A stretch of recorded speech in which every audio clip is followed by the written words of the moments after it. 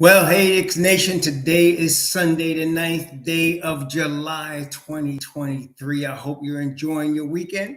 I hope you're safe and healthy and that your family is enjoying their weekend and your family is safe and healthy. Welcome, Webb. Welcome, Billy Blanco. Welcome, Keith Berg. Welcome all to our Sunday broadcast, our usually Sunday broadcast. Several things we're going to go over. Good afternoon. Good afternoon, Justin Moore. Good afternoon, Tony Tippins.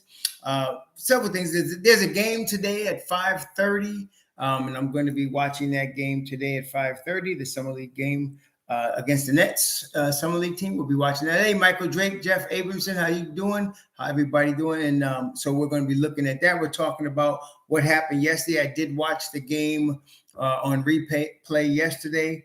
We're going to talk about some possible trades, but and some other things. But overall, I wanted to start off with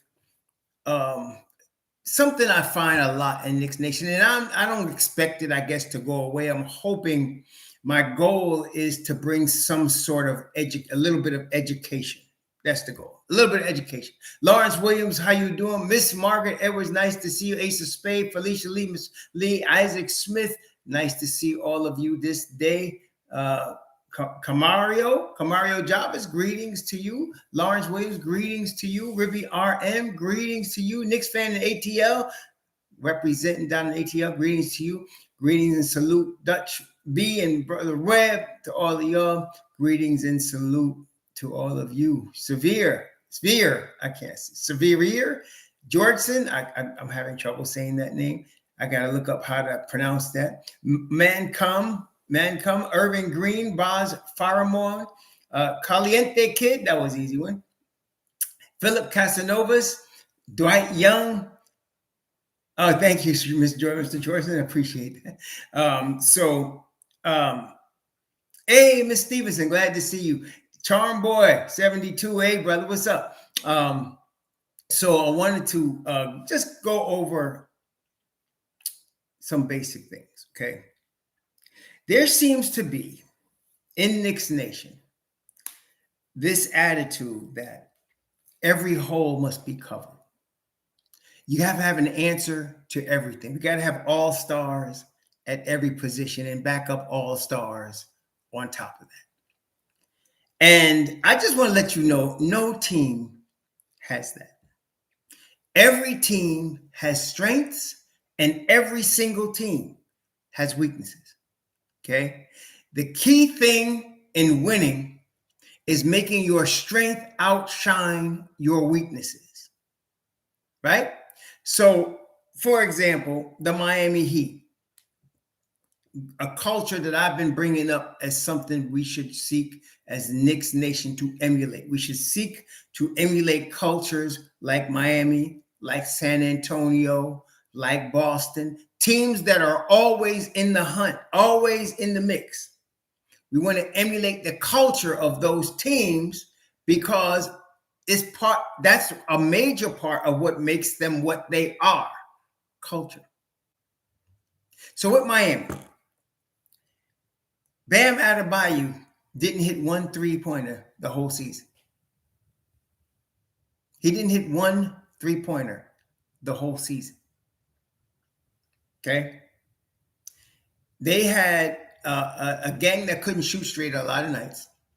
They had at least 3 players or 4 that weren't drafted in their rotation. And yet they were in the Eastern Conference Finals and in the NBA Finals. Okay? Why? Because they played to their strength. Their defense, toughness, that's their strength. They utilized Jimmy Butler. And of course, they lost Tyler Hero, one of their best shooters, but they had Duncan Robinson, and then they got an unbelievable performance from Max Strus. And this type of situation is what helps teams win. You see, brother. Same with the Boston Celtics. Same with the Denver Nuggets. Denver's a little different because Denver has a generational Hall of Fame talent in Nikola Jokic. I mean, he's generational Hall of Fame. He could have been the MVP this season. He's been 2-time MVP. He could have been MVP this season. He was that good. He was MVP of the finals. This is a generational talent, and they did a tremendous job building around that talent. Okay, similar to Milwaukee. When you take away Giannis from Milwaukee, they might be a 500 team. Okay, that's how much of a difference that generational talent makes. So those are exceptional situations. You can't always get a generational talent. You can't do it. Miami didn't do it. Boston didn't do it. Boston has really high level. There's a star in Jaylen Brown. There's a star in Jason Tatum. There's a defensive player of the year in Smart, but again, none of their centers. Kendrick Williams III didn't take a three the whole year. And when Al Horford played the 5, he shot 27% from 3. See? Yet they were in the Eastern Conference Finals. You must play to your strengths and cover your weaknesses. Every team has to do that. But it seems like in Knicks Nation, we spend a lot of time trying to analyze the weaknesses and condemning the future of the team based on their weaknesses. I don't know if you all have noticed that, but I see it every day in your comments. There's a super over analytical criticism of every weakness, from Tom Thibodeau to every player in the rotation. And then there's a unreasonable expectation that they're supposed to all be perfect. And it doesn't work that way. Okay? So what you want to do, if you win, just look at the winners. They play to their strengths and they cover their weaknesses. So the Knicks, let me ask you this question and try to be as as objective as you can, Knicks Nation. Okay? I'm gonna ask you a question. Suppose in the Miami series, okay? In the series that we went 4-2, we lost to Miami. Let me ask you, in that series, if RJ Barrett would have averaged 30 points a game on 50% shooting, could we have won that series?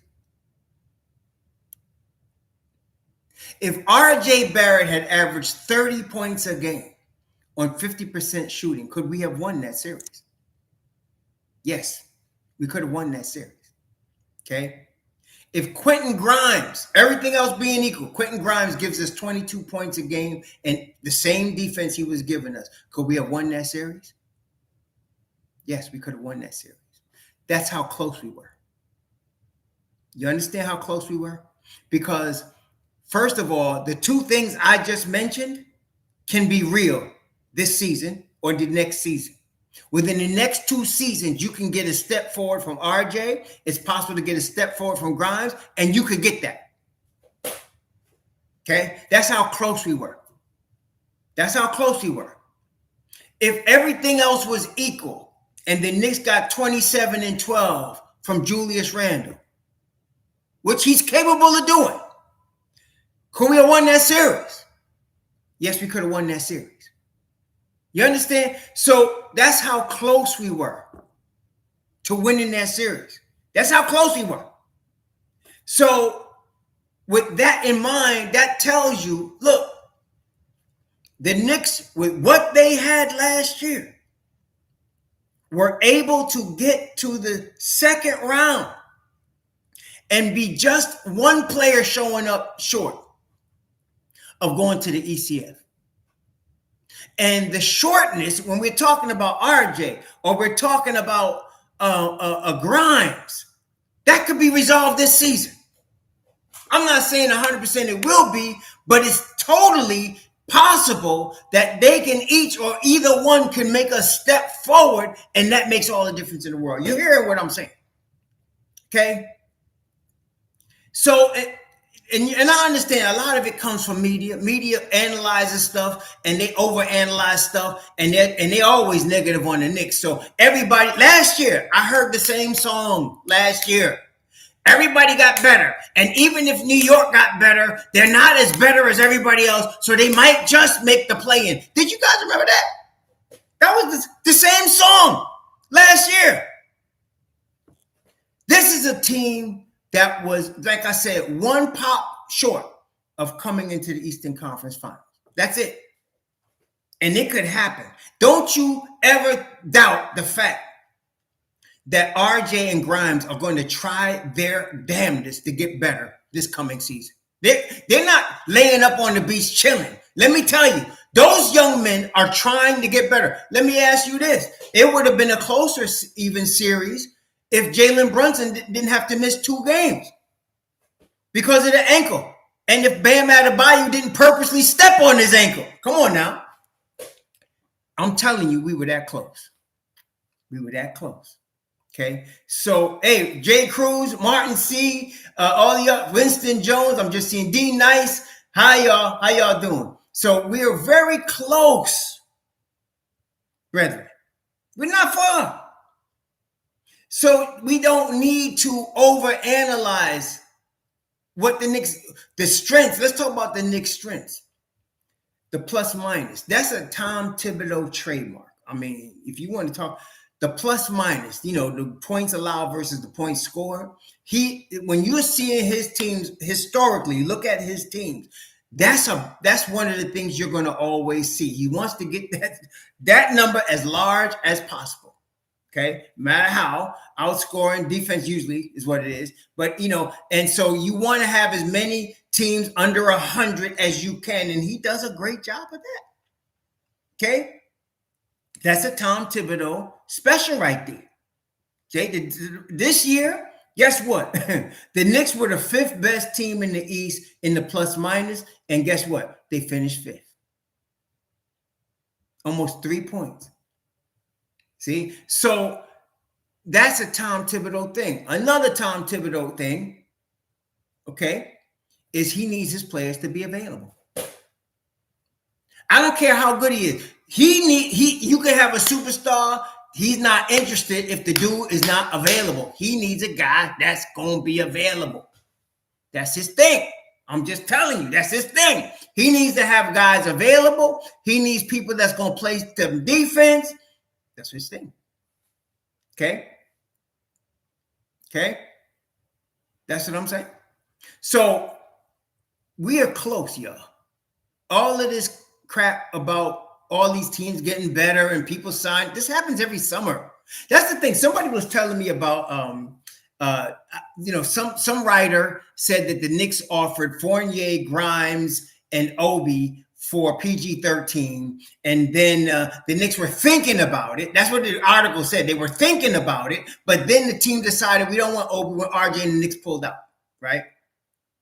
If y'all been following the Knicks for at least 10 years. If you've been longer, you're longer. Watch. What I'm about to tell you.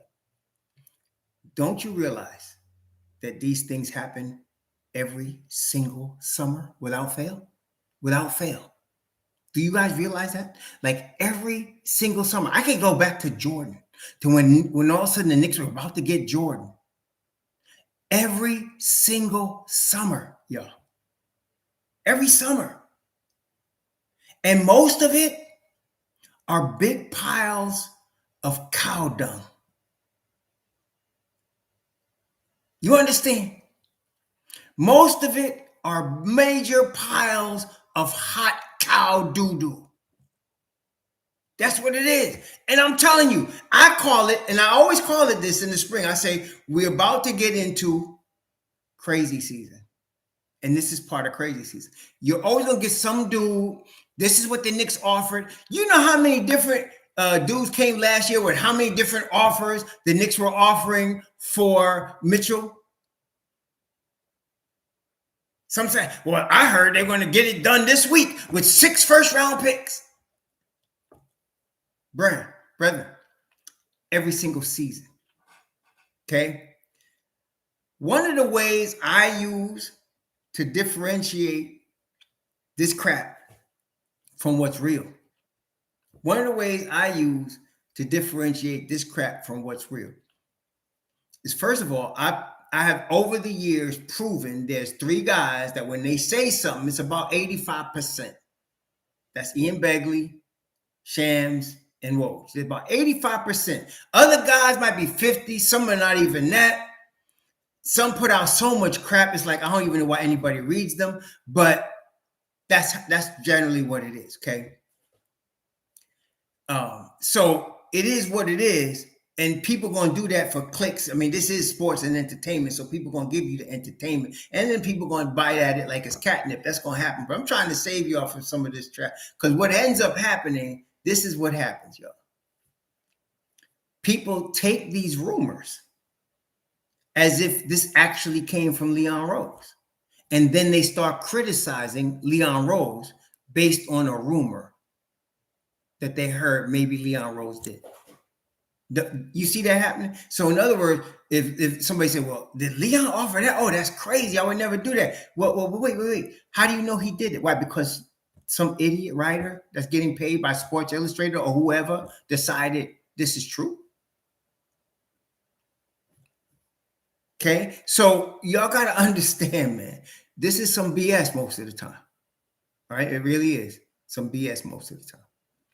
All right, so we're going to see once September comes what's real and what's not real. And again, when Ian Begley starts, that's when I was saying Obi was getting traded because Ian kept mentioning that. He kept mentioning that. And that bothered me because why would he keep mentioning that? That was bothering. And then he kept talking about Dante DiVincenzo. I wasn't with the Dante DiVincenzo move. I wasn't. And that's another thing I wanted to bring up. I wasn't with the Dante DiVincenzo move. I did not like it. I'd rather have kept Obi Toppin. But at the same time, I must, and some of us must understand, this is a very successful management team. You just come off of 2 playoff appearances in 3 seasons after you had won 17 and 21 games respectively. You've drafted well. You got 11 first-round draft picks. You were very close to the Eastern Conference Finals this past season. So I must, and y'all must, understand that these guys know what the hell they're doing. And just because I don't agree with some of the moves doesn't mean they're wrong. You understand? Just because you don't agree with someone doesn't mean they're wrong and you're right. The armchair coaches are armchair for a reason. And dudes that are getting paid to do this are getting paid for a reason. You understand? So we're not going to fill every hole. Okay? We're just not. But if they went to war with what they have right now, I'm very comfortable with it. I didn't like the Obi move, but I understood the Obi move. That was a move designed to bless Obi. It wasn't to bless the Knicks.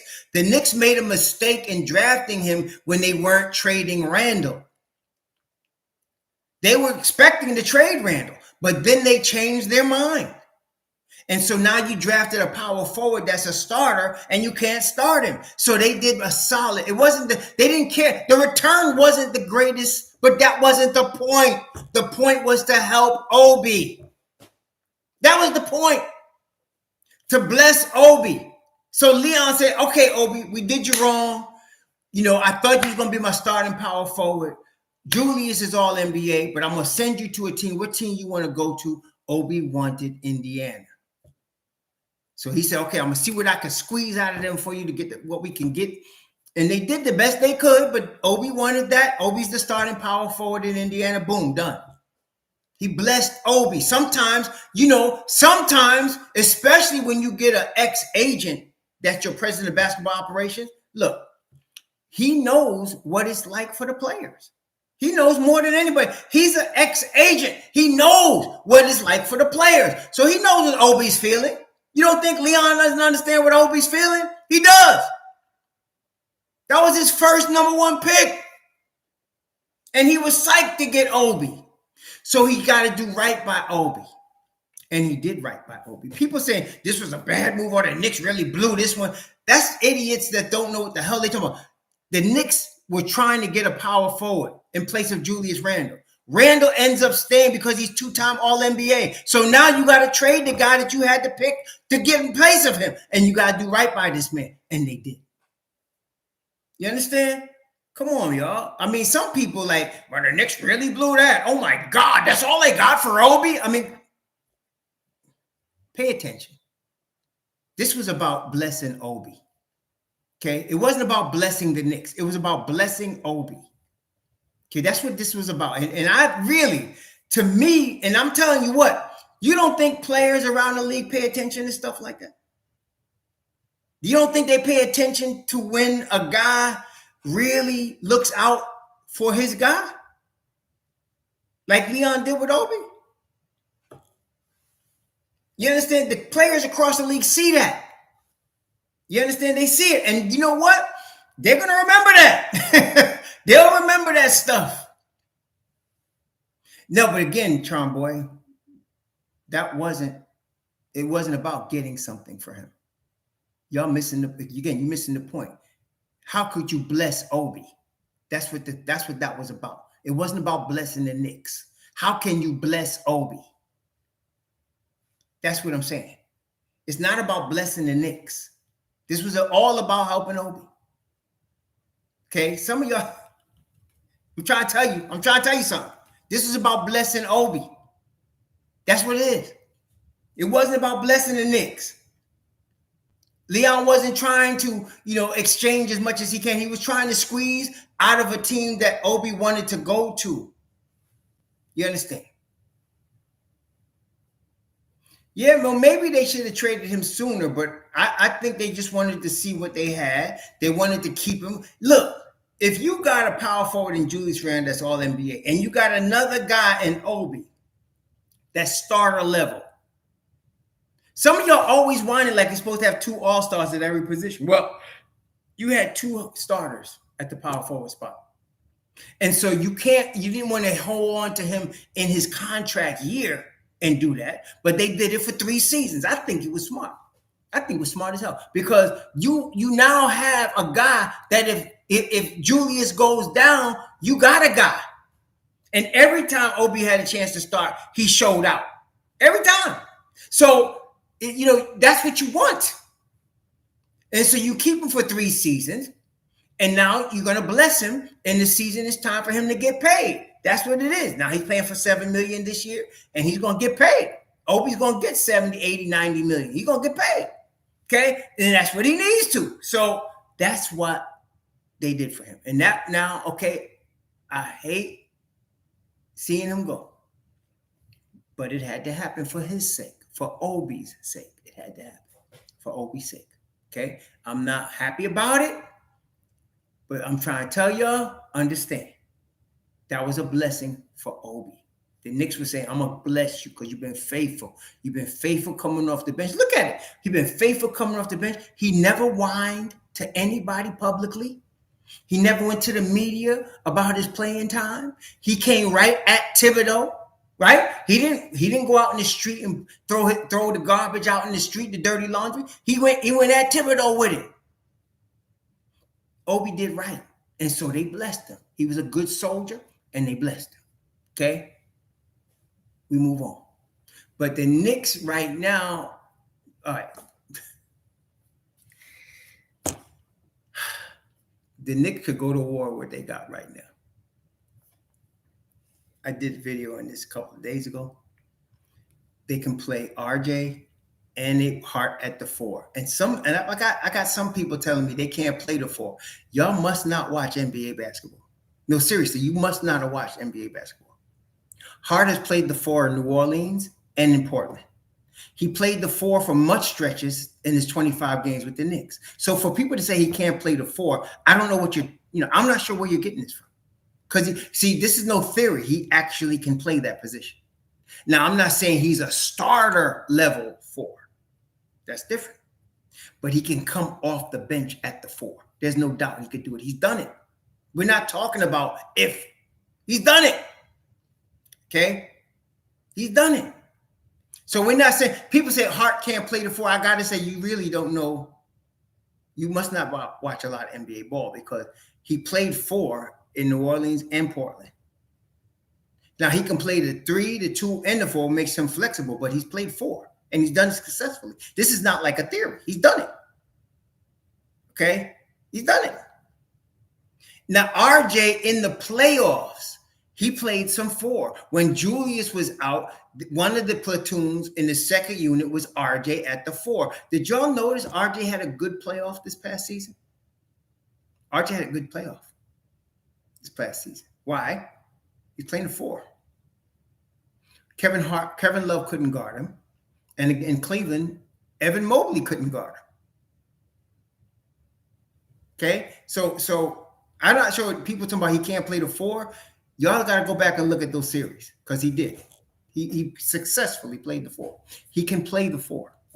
So for all you asking, what we going to do, as a backup 4, we got him already. We got it covered. We got it covered, y'all. We got it. And not only that, there was a couple of games last year where Jericho Sims played the 4 and did it well. Okay. So everybody asking where are we going at the 4, please go watch some more replays of the games. Go back, watch the games. Because when Mitch Rob was out, you had Hartenstein and Sims playing, and then there was some times where Sims actually played the 4. Okay. Well, I'm very sure about it. James Harris, I can't help you if you're not sure. I can't help you. But I'm very sure about it because I've seen it. This is not like I'm guessing. I've seen it. And then they asked Sims after one game, they interviewed him and said, so you played some 4 today. He said, oh, yeah, I think I can play 4 if I'm needed to. I can play the 4. He said that. So they got it all covered. You know what I'm saying? So we don't need to worry about the backup 4. It's really not a problem. Really not. Now, they can go get somebody if they want. But we'll talk about Alze Roby in a second. We'll talk about him in a second. But they got the backup 4 covered. Okay, they really do. They don't have to worry about that at all. Okay. What other teams have to worry about, and this is what I'm saying, think of it from both sides instead of being negatively slanted, right? Do you think RJ, and I'm not even saying, let's say you didn't see what I saw already. Do you think Kevin Love can guard RJ Barrett? Do you think, I don't know, do you think Kristaps Porzingis can guard RJ Barrett? Can Brook Lopez guard RJ Barrett? I'm giving these are the power forwards that have been trying to guard him. Okay, so and we're not even talking, he'd be going against second units. So we're not even talking about starters. We're talking about second units, 4s. Okay, can Al Horford, who would be the backup 4, can he guard RJ Barrett? He's a backup 4 for Eastern Conference Finals team. Can he guard RJ Barrett? No, he cannot. See, so let me ask you this. Let me ask you this. How many guys, how many wings, even the best wings in the league, are going to have trouble guarding both Brunson, DiVincenzo, and Grimes? When those 3 cats are on the floor together with Hartenstein, that's the second unit now. Teams are going to have trouble guarding them. Okay. And this is the thing too. Defense in the NBA today, even though it was more physical this past season than I had seen it in a few years, they really did play more physical this past season than we'd seen in a while. Usually they're much more cautious about physicality in the NBA, even in the playoffs. But they allowed them to play a lot more physical this year. I wish they were more consistent with that, but that's what they did. But generally in the modern NBA, in the past, like when Patrick Ewing played, he was big. Patrick Ewing wasn't just tall. He was buff. And you needed that buff. You had guys like, Xavier McDaniel. You had guys like Charles Oakley. You had to be physical. Larry Johnson. Dudes that could bang with you because that's the way the game was at that time.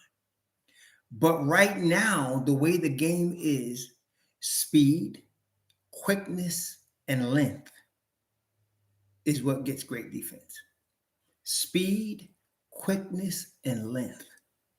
And that's what you see people doing. So like, if you ever see I'm from New York. I lived in Virginia a long time. And in the fall, you see squirrels scrambling for nuts, right? You see them scrambling for nuts through the leaves. That reminds me of NBA defense. It's like squirrels scrambling. You know how Tibbs describes it? He talks about guys. You ever hear him say guys were flying around? You ever hear him say that? Guys were flying around. Okay. And that's what I call it scrambling. You're scrambling all over the court and you're in front of everybody and they can't get an advantage on you. That is the type of defense that you're going to see with the addition of DiVincenzo. When you got Hart out there, when you got Grimes out there, that's the defense you're going to see. Deuce and even RJ. That's the scramble. That's what I call it. Tibbs calls it flying around, but that's what it is. That you're going to get that. Okay. And that's, to me, teams have got to overcome that. And I'm very confident with the Tibbs defense, we're going to be able to hold our own.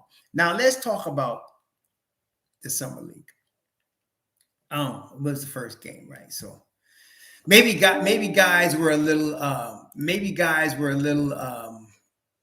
don't know. Maybe guys were a little rusty. I don't know. Maybe they were a little rusty.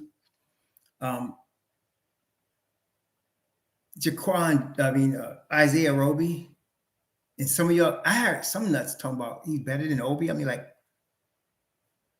seriously? This is the thing. I don't expect a guy to drop 30, to show, but in Summer League, right? Can y'all remember 2 years ago when Obi played Summer League? Do y'all remember that? 2 years ago? Some of y'all may have, but Obi played Summer League 2 years ago. Because remember, in his rookie year, there was the COVID, so they didn't have a Summer League. In his second year, he played in the Summer League. Do y'all remember that? You remember him going off like 28, 25 every game? Y'all remember that?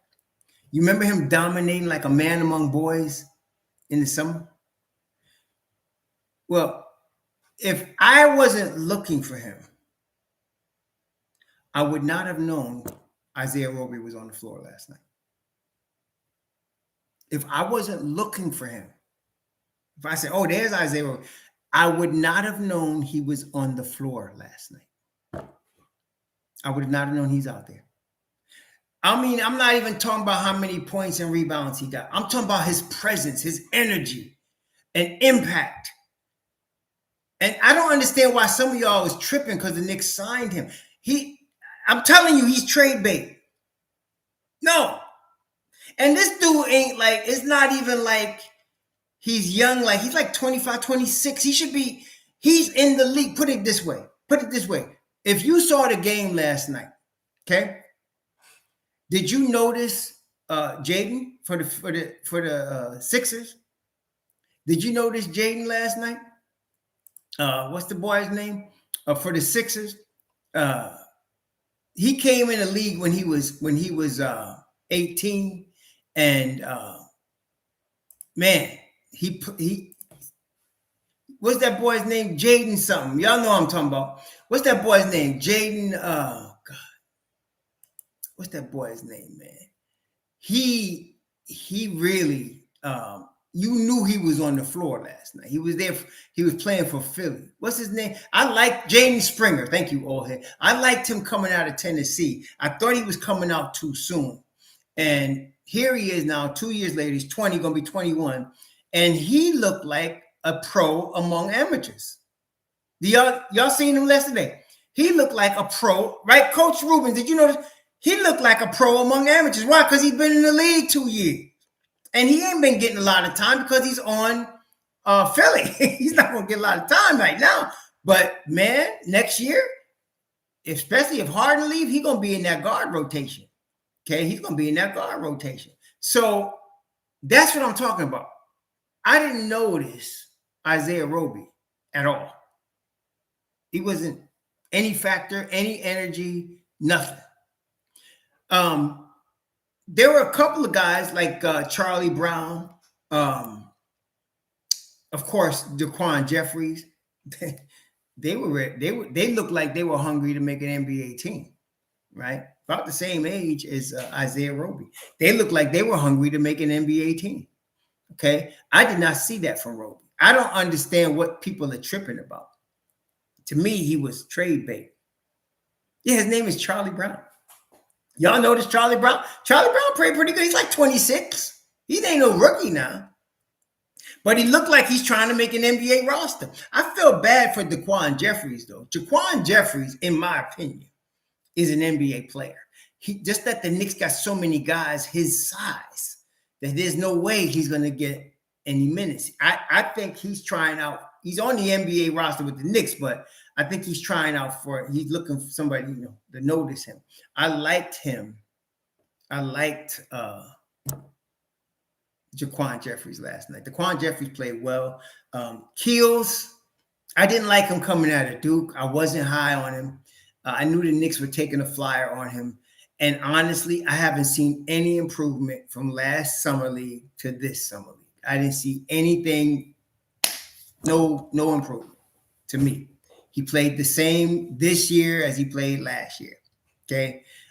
He's still undersized guard. He's an undersized guard. I expected him to be more like that guy on Oklahoma City, Dort. He got the body shape of Dort. And to me, that's Keels. To me, Keels, when he grows up, he should want to be Dort because Dort, Dort can play. Dort can play. But I don't see, and the only thing to me Keels got going for him is he's still young. I think he's 20 this year. So he's still young. And, but I feel like Keels better hope that DaQuan gets signed by another team. Because the Knicks got to keep 3 G League players, and they're keeping Jaylen Martin and Khalid Moore. They're keeping them. So, not Khalid Moore, Obi brother Jacob. They're keeping Jaylen Martin and Jacob Toppin. They're keeping them for the G League. They both. So you're going to hold 3. So either DaQuan Jeffries or Keels is out. One of them is going to be out. And so Keels better hope DaQuan Jeffries gets signed by another team. Okay. Okay, so like I said, the best thing Keels got going for him is that he's still young. He's a young boy. I mean, he's only I think he's 20. So, he's 20 years old, I think. So with that, he's got maybe to give him another year, maybe. I wouldn't hold my breath though. I wouldn't hold my breath because he's 19 right now. See, so he's gonna be 20. So he's a young boy. He's a young boy, but I don't see him right now. And you know what? Look, let's talk about Jaylen Martin. Okay. Jaylen Martin looked like a high school dude trying to play with grown men. That's what he looked like last night. He has talent, but Jaylen Martin is probably 2 more years away from being able to be an NBA player. He can become an NBA player. I have a belief that he has the tools to become an NBA player, but he's not right now. Jaylen Martin looked like a guy that's a senior in high school that's really good, like McDonald's All-American, playing against grown men, trying to get a check. And so I'm not giving up on him. I think he's a good pick for the Knicks, somebody they could stash and wait on, because that's what you gotta do with him. And you can see his body is totally undeveloped, right? I mean, you can't rush these things. He's still only 19 years old, 18 years old. His body's still got to develop. You can see it. He's not developed at all, but he's going to be. So I like that pick. Wait on Jaylen Martin. We're gonna see. Let him learn in the G League. Let him, develop. And like I said, that I like that. Felicia Lee said it best. He showed promise. That's a very good way of saying it. He showed promise. Yes, he did. I agree with that. And so I liked what I saw from him. I'm really looking forward today. One of the reasons I want to see today's game is I want to see Khalid Moore out of Fordham. Khalid Moore played for Georgia Tech, then he transferred to Fordham. I want to see Khalid Moore today. I want to see what he got. Okay, I want to see what Khalid Moore got. I want to see, if he's got any promise. He's 23, so he's a little bit older, coming out of Fordham. I want to see what he's got. The Knicks got him on the G League, signed him to the roster for the G League. So let's see. I mean, not G League, the Summer League. I want to see what he's got. I'm interested to see Khalid Moore. He didn't get any playing time yesterday, but I think they're going to probably play him today. So I'm looking for that today to see if they could play him today and see that.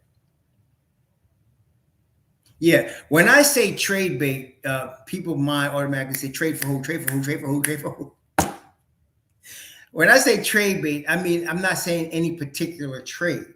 I'm saying his salary can be used in a trade. All right, y'all understand? It's not like I'm saying trade him for X player. This is not NBA 2K. When I say trade bait, I mean his salary is going to be a filler in any trade that they do. Got me? I'm not saying they're necessarily trading for somebody. His salary is a filler, okay? In any trade they do, if they need a couple of million, yeah, he's a throw-in in a trade. That's exactly right. Steven Feldman, you got me. That's exactly what I'm talking about. He's the throw-in in a trade. The $2 million is a throw-in in a trade. Instead of sending somebody cash, you can send them Isaiah Roby. Y'all got me? That's what I think he's here for. Now, speaking of trades, somebody, I forgot which one of y'all it was. I'm sure you're going to remind me. But somebody said, what if Toronto wanted IQ? And you know what? Now that Fred VanVleet is going to Houston, they need a point guard. They in Toronto need a starting level point guard. So Fred VanVleet just left them, picked for $30 million a year in Houston. You can get, if you're a Masai Ujiri, you may want to look at an Emmanuel Quickly, who you're going to have this year for $4 million, and you don't got to extend them until next year. So if you take Evan Fournier and you take IQ, you now have $23 million. You can take on the $19 million of OG Anunoby. You can do that. We don't even need to worry about picks in that one. You can take on OG Anunoby's $19 million. Now, I don't know if Masai Ujiri would do that, because Masai Ujiri, he's a dirty dog, man. He think he can squeeze everybody for $15 million first-round picks. But, we got the Dom. So, not worry about that. Not worry about that. We got the Dom. So he's not going to get taken by Masai Ujiri or anybody else. So that is the only reason why I would say, I don't know if that gets done. It's only because of Masai Ujiri. As far as fit, yeah, I know they just signed Dennis Schroeder, but Dennis Schroeder is on the backside of his career. IQ still has much upside, a lot of upside. And so if I'm Masai Ujiri, I have to be looking at Emmanuel Quickly. Yeah, I would say OG even up for IQ and Fournier. I would do it just like that. OG even up for IQ and Fournier. Done. And if you wanted to throw in another salary from the Toronto side, okay, what's that boy name? He's about 30. He comes off the bench. Boucher. Throw in Boucher. That'd be a fine right there. Throw in Boucher. Done. Okay, done deal. And so we can get that done. No picks involved. Right. So if you lose Quickly, you still have Dante, Josh Hart, and you got Deuce. Don't forget you got Deuce. So you got Dante, Josh Hart, and Deuce McBride, even if you lose Quickly. Now, it ain't that easy to replace Quickly now, but you at least have something behind him of substance. See? So I actually like that, y'all. I like that move. Somebody brought it up. I forgot who. But now that Fred VanVleet is gone to Houston and all Masai got is Dennis Schroeder. Yeah, he may want to talk to us about Quick. You may want to. I can see that. I can definitely see that. Although a lot of people, including myself, think that if you're going to trade somebody to Toronto, it'd be RJ, right? Because He's from Toronto, and OG and RJ play the same position. That's too neat. That neatly works. Does he work? Does he make too much when you add the 4 million of Quickly and the 19 million of Fournier at 23? And what does Boucher make? Let me see. I'm tell you right now. What does Boucher make? Let's take a look here. ESPN is good for some things. They got sometimes, and I mean that sometimes, but with the roster, they do put the salary. Let's see what these guys make. What's Boucher making here? Chris Boucher making, you right. He make 12 million. This dude make a lot of money with Chris Boucher. You make $12 million. Sure. You make a lot of money. Yeah, Boucher makes a lot of money. Boucher make 12 million, man. That's crazy. He does. But he does. Daggone. Shoot. Yeah, that's too much. You're right. You all be right. Let me see now. So you add Boucher and OG, that's 29. Let's call it 30 million. Yeah, you need more money from us to make that work. Margaret Edwards, I'm not going to disagree with you, but do you know Masai Ujiri?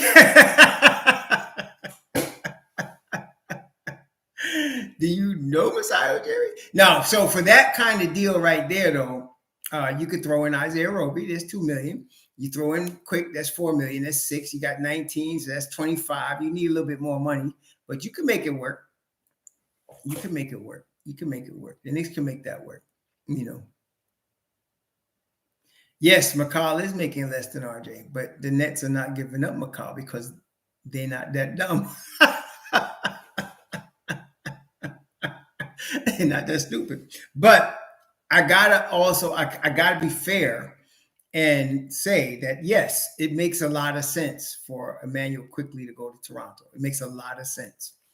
It makes a lot of sense. He would be the starting point guard in Toronto. It makes too much sense.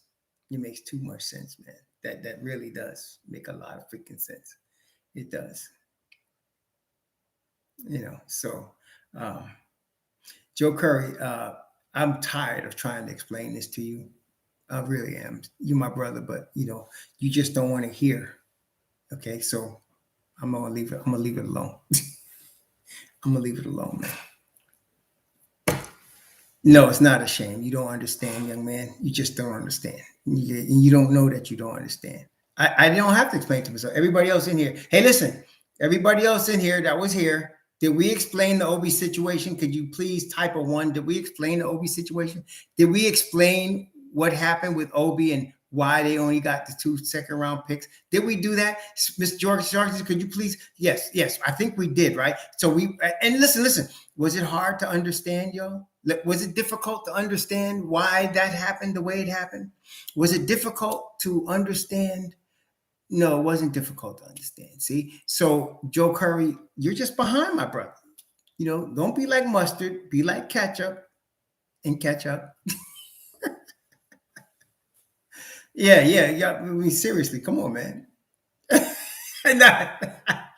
I mean, we've explained it. You went through it very, detailed, I believe. So, like I said, Mr. Curry, you just don't want to hear it. You being almighty finesse today. Love you, my brother, but you being almighty finesse today. All right. So, DaQuan Jeffries was really the MVP of the Knicks yesterday. He's not going to want. The Knicks are not going to sign him. They got too many players in his height and his position. So, really, we got to hope that he's also, how much money he made? Because he could also be in a trade. He could also be in a trade, to be quite honest with you. You could have DaQuan in a trade. How much DaQuan getting? DaQuan getting like $2 million, isn't he? So let me see, take a look here. DaQuan Jeffries. Do we have him in here? DaQuan getting, he had 300,000. My poor brother. Oh my gosh, man. Yeah, I don't know. 5:30 today, Dutch B. The game is at 5:30. TV said, you act like IQ is not as good as OG. This is a falsehood, and I don't act like that, and I didn't say that. So get some help. Get some help.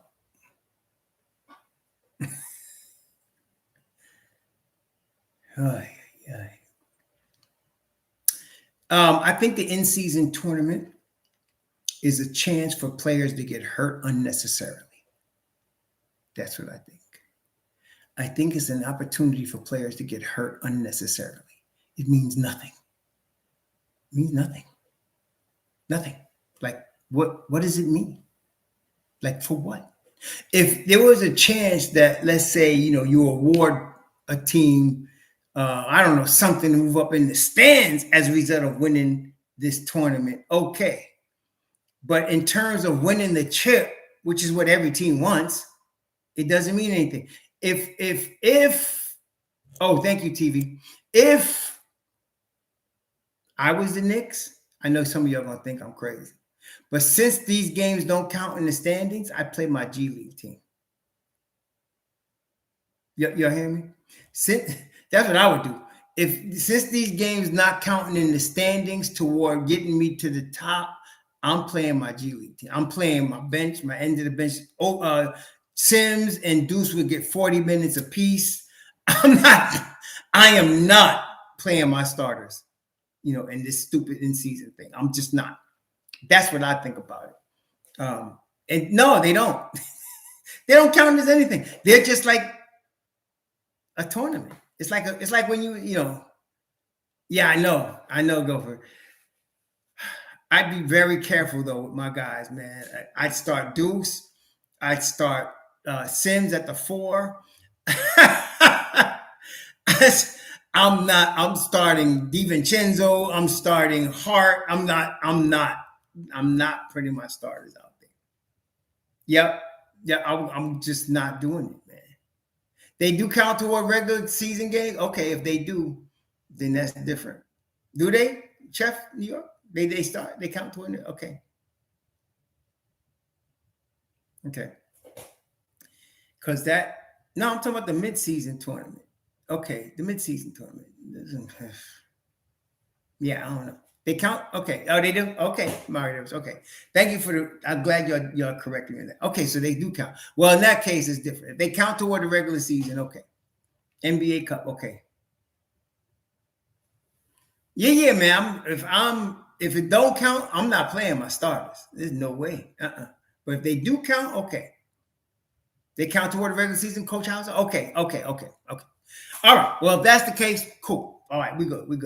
Then. All right. So Evan Fournier, really, it's the last thing I wanted to cover today. We talked about trying to plug every hole. We talked about our team. We talked about the summer league, and we talked about possibly trading IQ to Toronto or RJ. Or what I really hope, thanks for the $5, Lewis Luck. What I really hope is we stand pat and just go to war what we got. Maybe 2 seconds where all the Knicks could have gotten for Obi. Indiana trade Duarte only got 2 seconds too. Yeah, but like I said, and please listen, Curry, hear me. This move to Indiana was about a blessing for Obi Toppin, not for the New York Knicks. Let me say that again. The move of Obi to Indiana was to bless Obi, not the Knicks. We were looking out for Obi. That's all it was about. It wasn't about wheeling and dealing to get what you can.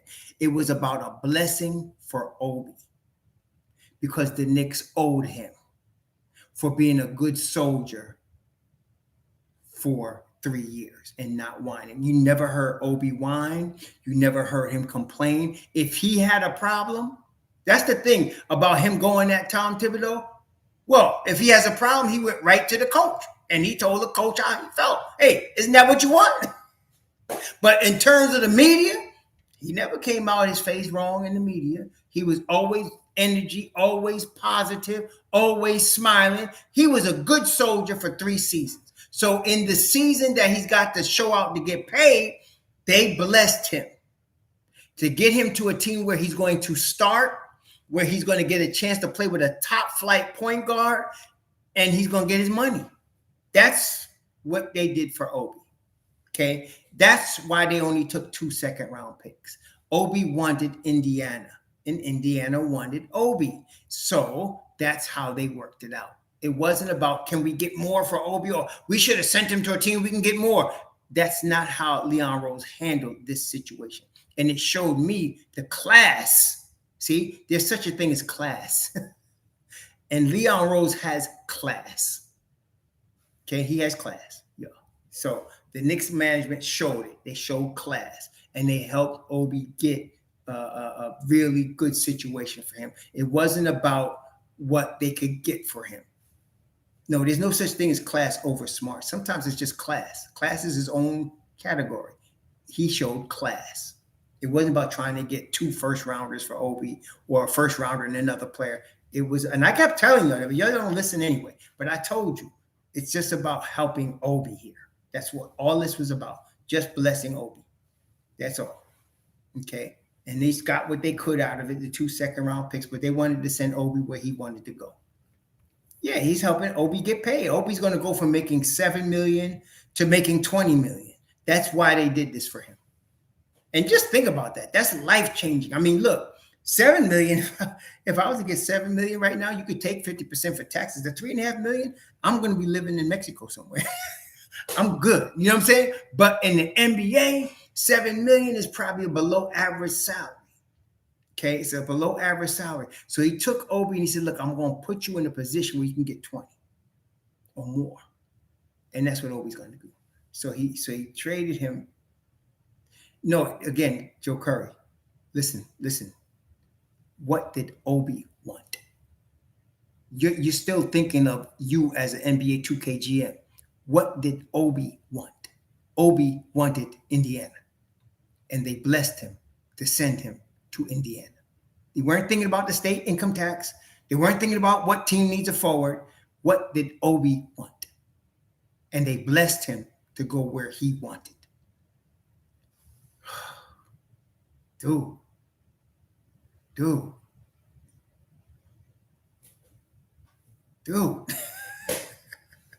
Keith Watkins, thanks for the $5. Guys, keep up the great work. Thank you, brother. I wonder how much load management will happen during the tourney game. You know, since I just found out and didn't realize until y'all educated me that those games count toward the regular season, Tibbs is going to play to win. I mean, you know he's going to play to win, so he's going to play to win. Okay, he's going to play to win. Okay, he's going to play to win. So is what it is, man. Is what it is. Yeah, and Winston Jones is right. He wanted to play with Halliburton. If you see Obi's game, y'all, okay, and look, y'all notice, like I noticed over his first 3 seasons, right? The first 2 seasons, IQ wasn't looking for him the way he should have, right? IQ was going for self. Y'all know that, especially the first 2 seasons. IQ was going for self. It was IQ's 3rd season where he started looking more for Obi. But you're going to put him out there with a Tyrese Halliburton who always got his head up? Oh, my gosh. It's going to be so much fun. I got them as one of my favorite teams to watch on NBA.com. I'm definitely watching their games. Yeah, so, I'm definitely watching their games. But he's going to be playing with Halliburton. And then he got Ben Mathurin on the wing. Yo, it's going to be on, man. It's going to be on. And let me tell you something. That coach for Indiana, what's that cat's name? I never remember his name. He used to coach it. He coached at Indiana before, and of course, he coached Dallas Mavericks. What's his name, man? That coach, he's a defensive oriented coach. He coaches defense. That dude. You know, he's not going to be having it. Rick Carlisle, he's not going to be having it. Obi coming out of the Thibodeau defensive school into the Rick Carlisle school. I'm telling you, don't be surprised now. Obi going to be a 20-8 dude, man. He really is. He's going to be a 20-8 guy. He's going to light it up, and don't let it come to the Madison Square Garden. You know he's going to go off. And you know, if I was at the Garden watching that game, I'll be yelling, Obi Toppin. Everybody going to be going crazy for Obi, man. You know, everybody going to be going crazy. So it's a fun, to me, we'd like to have seen Obi play in New York for good, right? Yeah, save it, Gumby, and come back when it happens, because I'm telling you the truth. Obi going to be 20-8 this year. I'm being conservative. Y'all know me. I don't over-exaggerate. I underdo. I told y'all the Knicks going to win 45 games last year. They won 47. Well, actually, when you include the playoffs, they won 53. But I said 45 in the 6th seed. I'm telling you, and I'm being conservative, 20-8 for Obi Toppin this year. I'm being conservative.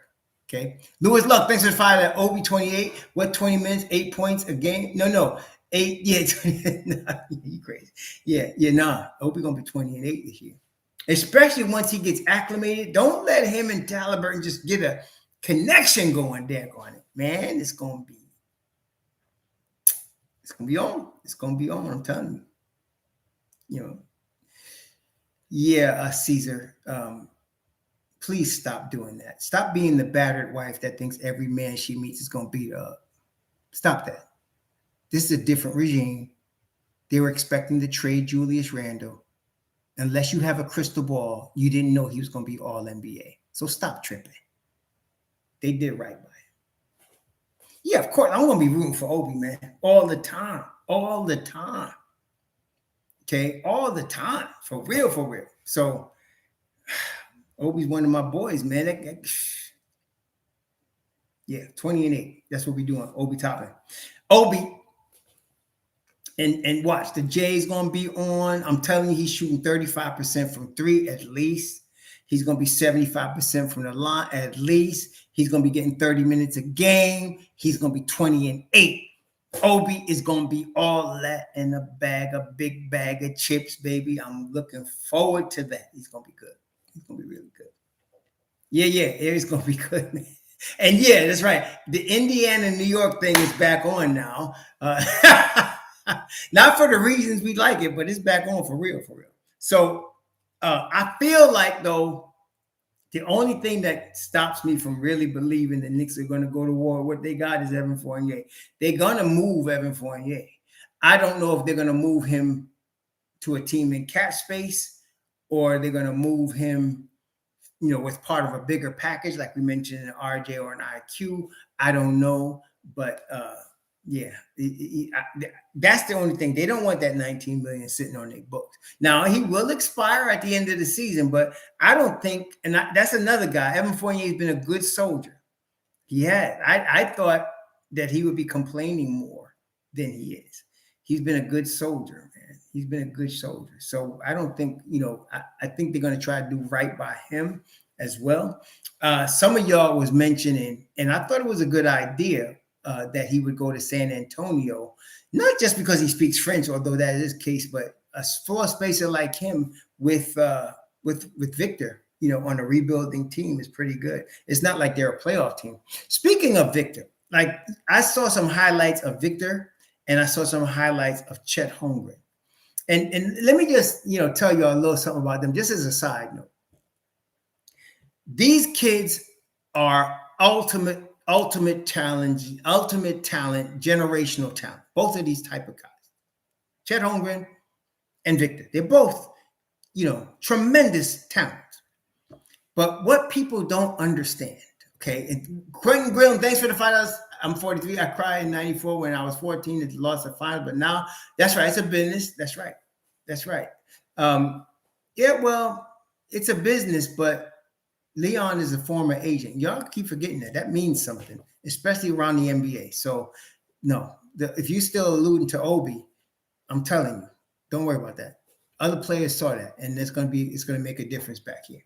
But those two guys are really talented young men. Both of those, Victor and Chet, very talented, game-changing young men.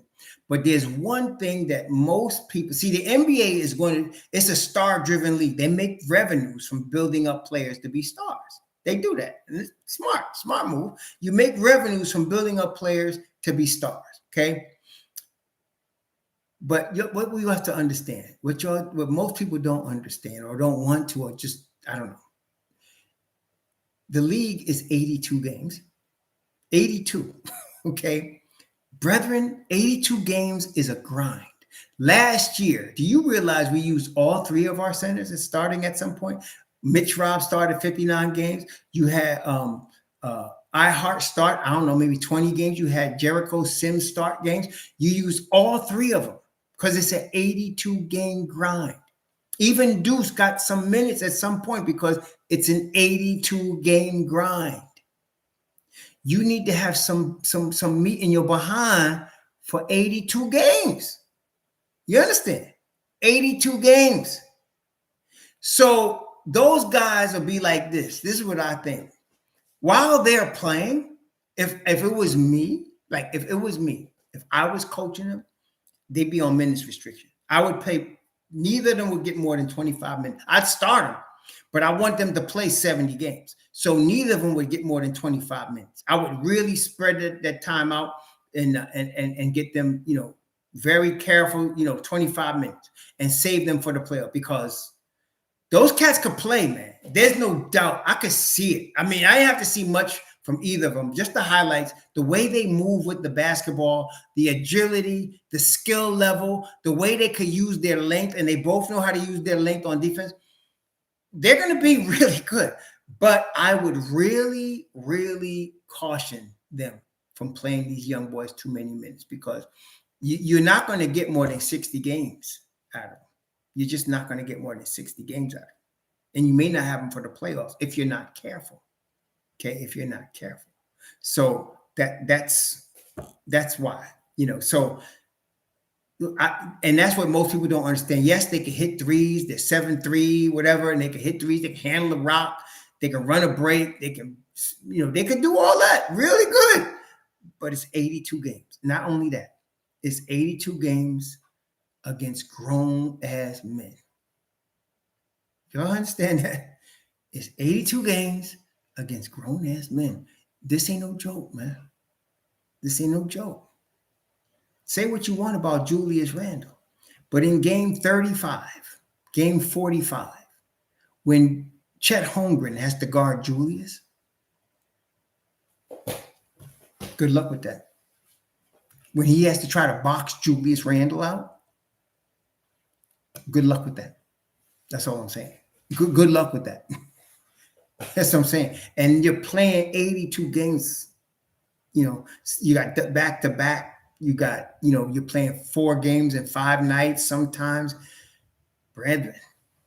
Yeah. So I'm saying and this is the thing. I know that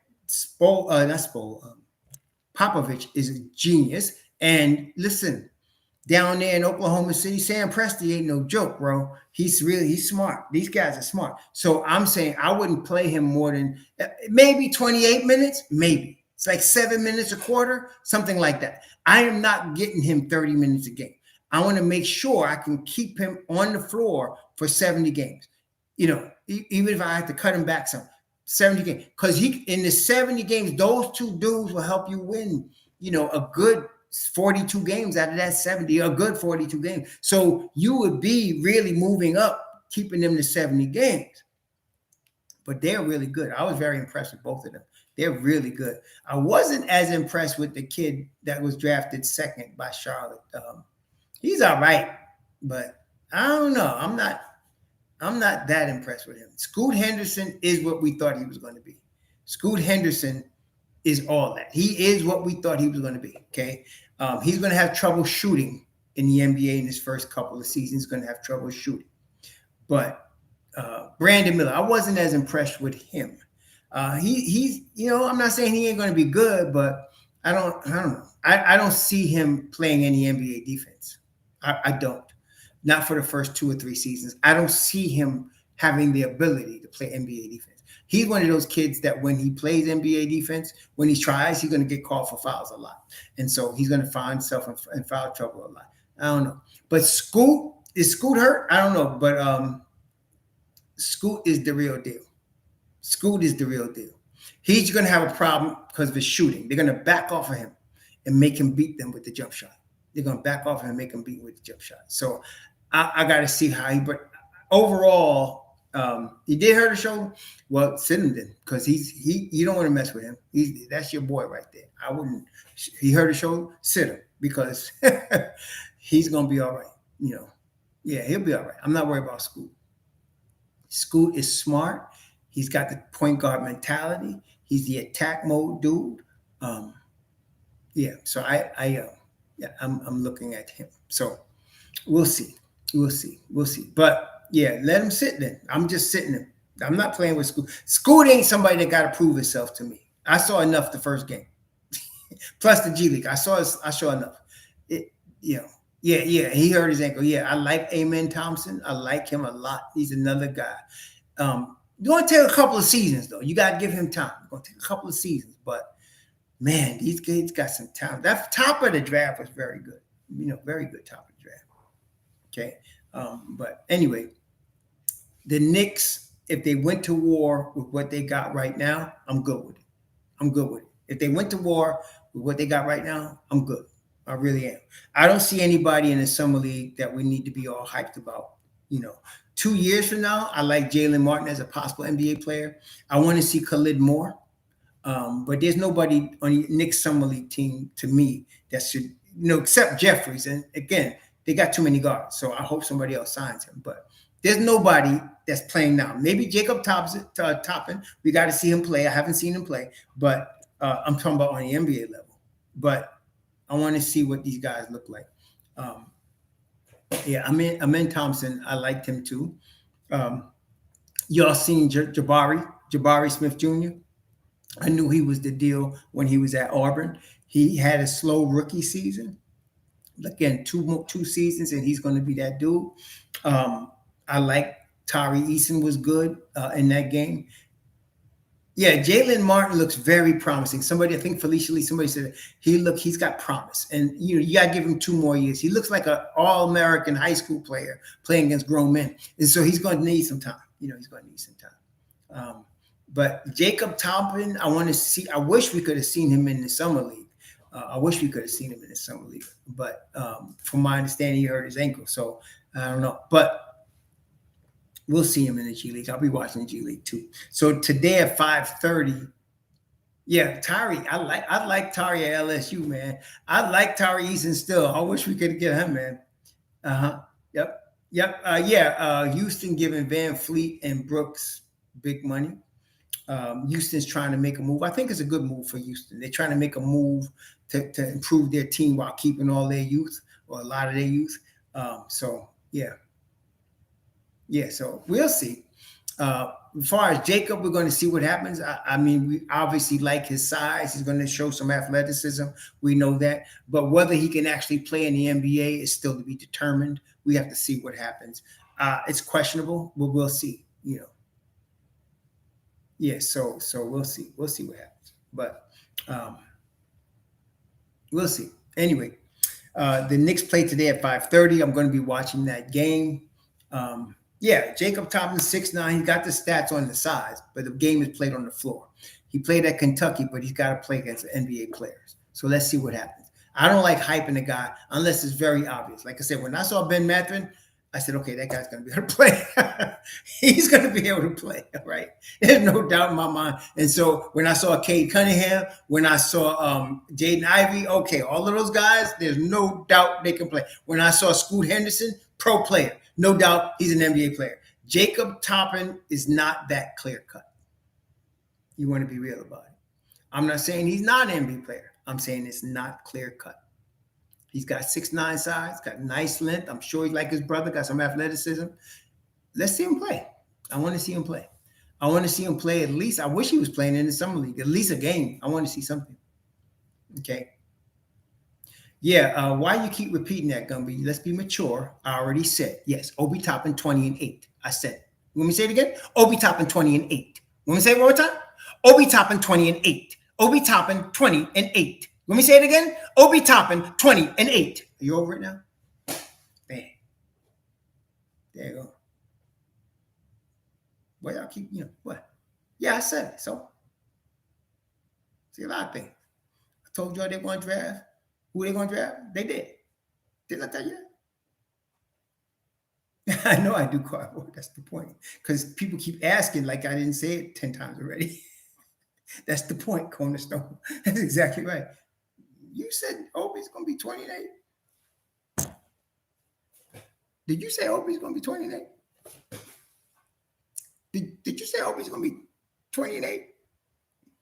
Lose luck. This is the best position they've been in a while. They got second rounds with the roster guys under 30 million. That's right. Exactly. We got a playoff team. Who's the highest paid player on the Knicks? Is it Randall at 28? Because he made all NBA, so he's gonna get like 28 million this year. That's our highest paid guy. We got a team that went to the second round of the playoffs, and our highest paid guy is 28 million.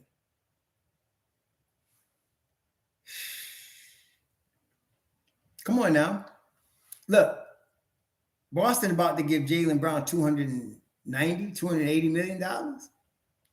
Indiana just re-signed Halliburton for $260. They weren't even playing. Were they in playing? I'm saying, and the Knicks in 5th seed in the second round, and their most highest paid player is $28 million. Come on, y'all. Give the Don his props. Give the Don his props. 28 million. Plus, we got 11 number 1 picks. I don't know how many number 2 picks. We got all NBA player in Brunson. That's about 25 million. Come on now. Come on now. The Knicks management, bang, bang, baby. I mean, come on now. That's some stuff, baby. They did right. They did right. I'm telling you, there's a game being played of chess, and most people still ain't caught up with it because homie's playing 3-dimensional. There it go. There it go. There it go. It's gonna be 3-dimensional on it, man. So yeah, I'm trying to tell you, man. I'm hyped to see Obi Toppin this year. I really am. I'm very excited to see him play. I cannot wait to see him play. It's going to be fun. It's going to be fun to watch, man. I don't know, Andrew. There's some questions we need to answer for 2 years from now. That's not one of them. Right now, let's get this team that we got to the Eastern Conference Finals. That's what we're trying to do right now. Let's get this team that we got to the Eastern Conference Finals. Let's do that. Okay, that's all I'm saying. Let's do that. If Obi plays 30 minutes a game, he's going, and I think he will. He's going to be producing 20 points and 8 rebounds at a minimum. If Obi Toppin plays at least 30 minutes a game, which I think he will, he's going to be a starting power forward. He's going to produce 20 points and 8 rebounds a game. Okay, that's what he's going to do. Okay, yeah.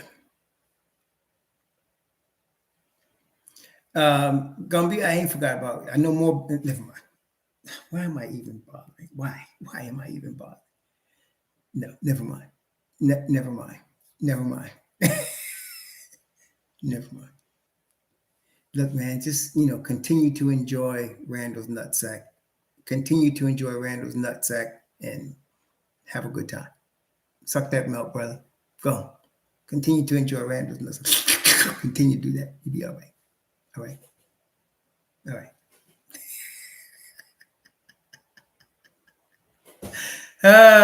Guys, y'all enjoy the rest of your Sunday. Enjoy the game today, 5:30. I'm looking to see Khalid Moore. That's the guy I'm looking for today. I'm looking to see Khalid Moore. I'd like to see him play today. I'm really looking forward to see him. I'm kind of excited. I want to see what he got. I want to see what he's got in the league, at least in the summer league. I like his heart. I like his heart. Khalid Moore played with heart. That's what I saw watching his college highlights. He plays with heart, man. And I like a guy in New York. Y'all know we like a guy that plays with heart, man. Khalid Moore plays with heart. I'm looking forward. I want to see him play today. Now, I'm not so excited to watch Kills, to be quite honest with you. I'd like to see Khalid Moore, though. I want to see him get more. Y'all, no pun intended. Y'all, please enjoy yourself. Please be safe out there in New York and wherever you are, whether you're in Florida, Atlanta, D.C., New Jersey, New York. Be safe out there. Enjoy it. So